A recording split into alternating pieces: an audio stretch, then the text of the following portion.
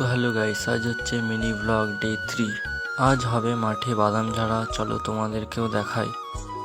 তার সঙ্গে নিলাম একটা ছাতা, ত্রিপল আর সোজা চলে গেলাম জমিতে। আর আজকে রোদরাও প্রচণ্ড, তারপর বিছিয়ে নিলাম ত্রিপলটা, না হলে মাটিতে পড়ে সব বাদাম কাদা হয়ে যাবে। তারপর আমিও লেগে পড়লাম কাজে।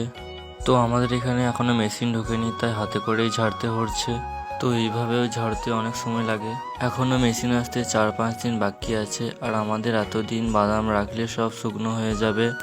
বাদামগুলো একটু হাতে করে চাড়িয়ে দিলাম যাতে ঠিকভাবে রোদ পায়। তো আমি এসেছিলাম 5টা আর এখন বাজে 11টা। তো এবার যাব বাড়ি।